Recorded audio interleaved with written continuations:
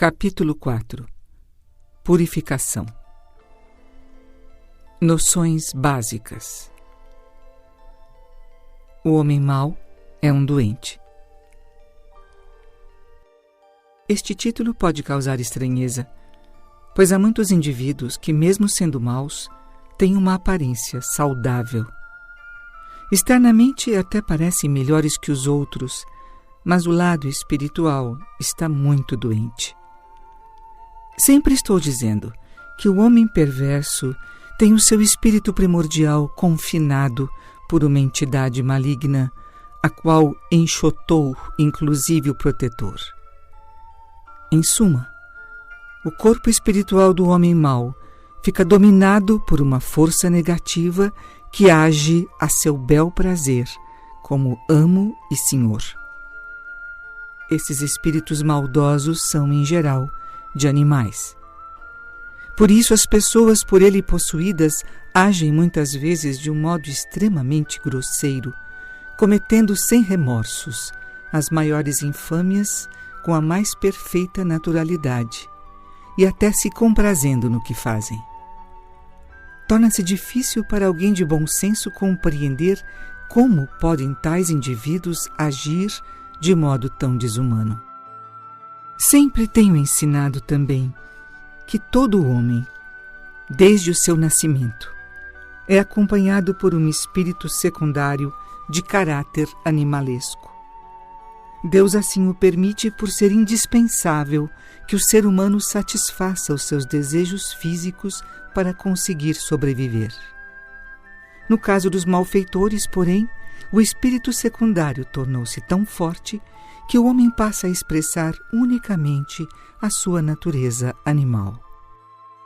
Algumas vezes pode ocorrer ainda o encosto de uma outra entidade do mal.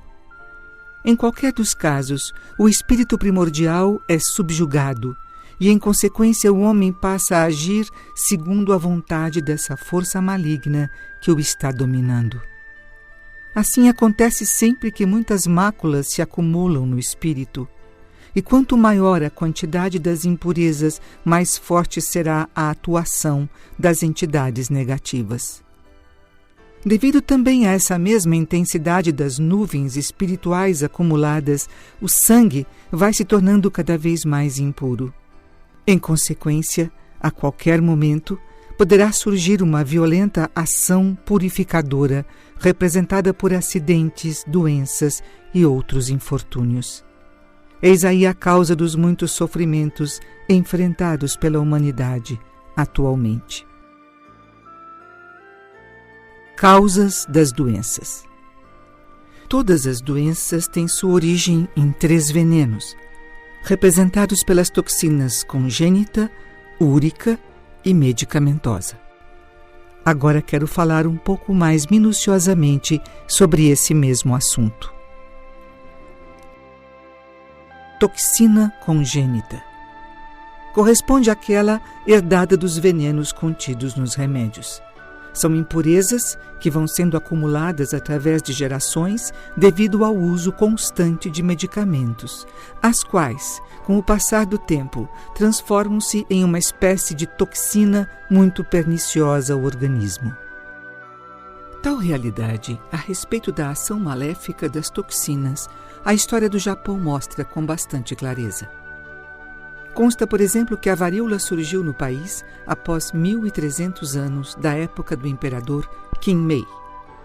Sabe-se que no ano 538 d.C. chegou ao Japão o budismo. E logo depois, em várias partes do território, começou a surgir a varíola. Então, nessa época, as autoridades atribuíram o acontecimento à ira dos deuses pela chegada do budismo e proibiram a sua divulgação. Entretanto, apesar de a doutrina ter sido impedida, a doença não diminuiu. O governo decidiu, por isso, liberar a propagação do budismo, dizendo que nada tinha a ver com o surgimento da varíola. A meu ver, a causa do aparecimento dessa moléstia encontra-se num tempo bem anterior ao da chegada do budismo, pois muito antes já havia sido introduzido no Japão o Kanpo, método de tratamento chinês que se fundamenta no emprego de ervas consideradas possuidoras de poderes curativos, e por meio dele, muitas toxinas foram sendo introduzidas no organismo humano. Por outro lado, a medicina japonesa aponta como causadora de diversas enfermidades a sífilis hereditária. Também na Alemanha existe uma corrente médica que admite serem todas as doenças originárias do mesmo mal. Para mim, contudo, essas proposições constituem erro.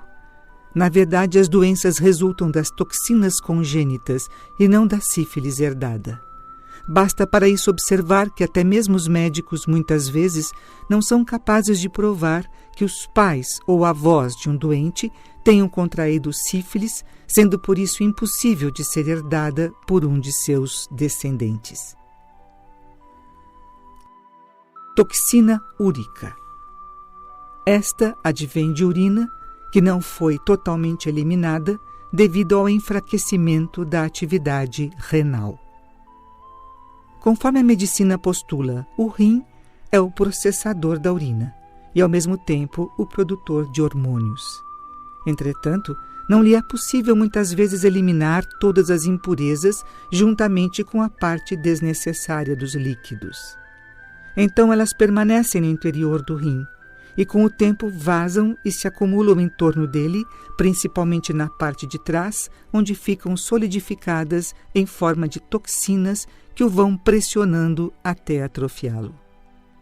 Como resultado desse procedimento, o excesso de urina, pouco a pouco, começa a solidificar-se também nos dois lados da coluna vertebral, chegando até a região do pescoço. Aqui está a causa do enrijecimento das costas e dos ombros.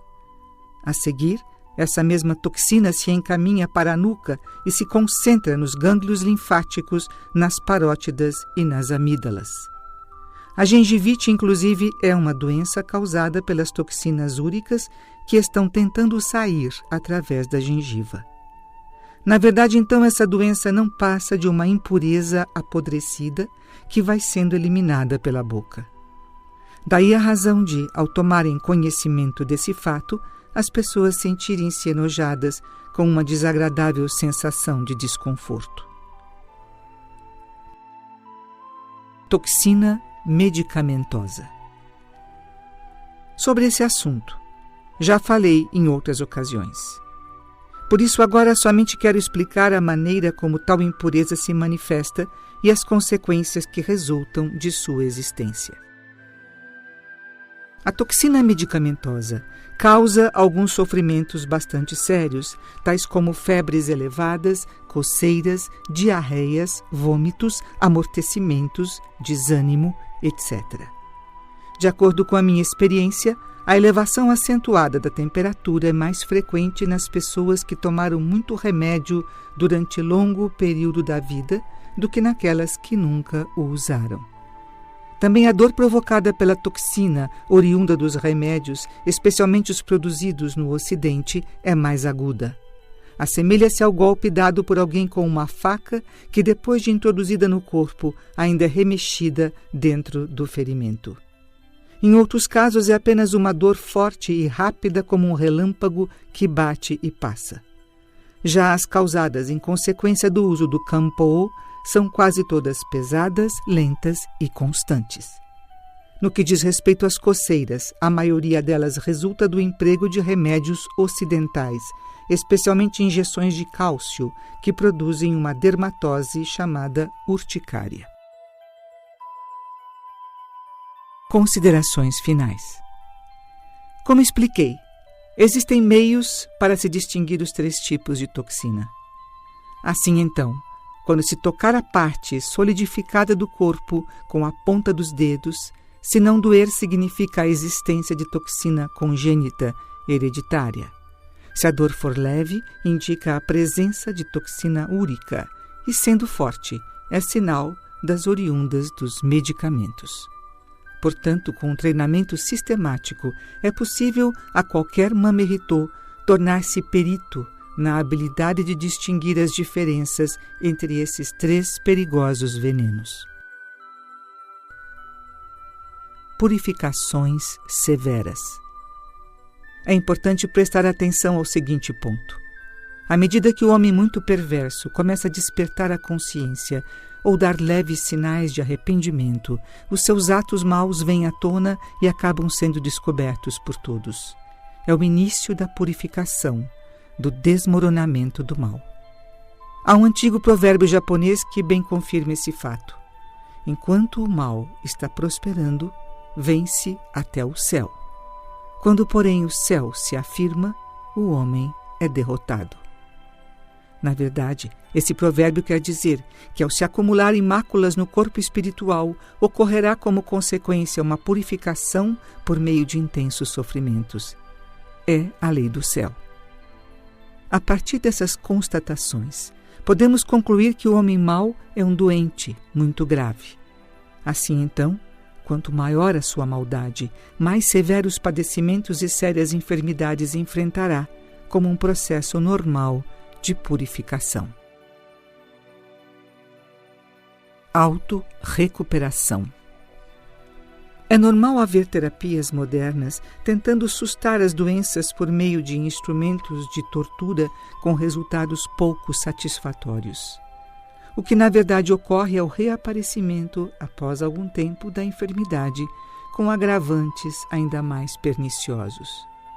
No momento em que as pessoas atingirem maior compreensão relativamente ao processo das doenças, perceberão com clareza o poder divino de cura, agindo sem recursos torturantes. É por isso que eu afirmo, a verdadeira medicina é aquela capaz de desenvolver as habilidades de autorrecuperação próprias do organismo humano.